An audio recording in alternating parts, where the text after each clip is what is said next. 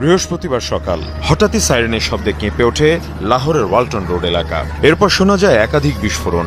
আতঙ্ক ছড়িয়ে পড়ে পুরো এলাকায়। লাহোরের পাশাপাশি আরও বেশ কয়েকটি শহরে হয় বিস্ফোরণ।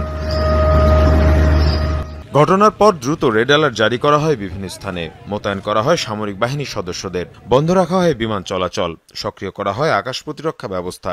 পাকিস্তান আইএসপিআর জানায়, দেশজুড়ে ড্রোন হামলা চালিয়েছে ভারত। গুজরানওয়ালা, চকওয়াল, আত্তাক, রাওয়ালপিন্ডি, মিয়াওয়ালি এবং করাচি লক্ষ্য করে এসব ড্রোন ছোড়া হয়। সকাল 10:15টার দিকে আমার বাড়িতে বিস্ফোরণ হয়। এতে আমার বাড়ির ছাদ ধসে পড়ে। জ্যামারের মাধ্যমে এবং এয়ার ডিফেন্স সিস্টেম ব্যবহার করে ধ্বংস করা হয় বেশ কিছু ড্রোন। এছাড়াও কয়েকটি ড্রোনের বিস্ফোরণে সামরিক বেসামরিক বেশ কয়েকজন হতাহত হয়েছে বলেও জানানো হয়। ভারত আবারও আমাদের ভূখণ্ডে হামলা চালিয়েছে। বিভিন্ন স্থানে তারা হ্যারপ ড্রোন দিয়ে হামলার চেষ্টা চালিয়েছে, তবে আমরা তা প্রতিহত করেছি। এখন পর্যন্ত 25টি ড্রোন ধ্বংস করা হয়েছে।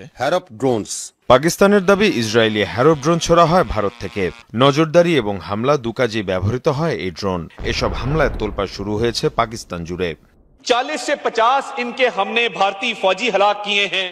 আমরা শুধু তাদের ড্রোনই ধ্বংস করিনি, তাদের পাল্টা জবাবও দিয়েছি। গত রাতেও ভারতীয় সেনাদের অবস্থানে অভিযান চালিয়ে প্রায় 50 জনকে হত্যা করেছে আমাদের সেনারা। শুধু তাই নয়, ভারতের একটি ব্রিগেড হেডকোয়ার্টারও ধ্বংস হয়েছে। এদিকে ভারত পাকিস্তান নিয়ন্ত্রণ রেখায় আবারও ব্যাপক গোলাগুলি হয়েছে। এতে নিহত হয়েছেন এক ভারতীয় সেনা।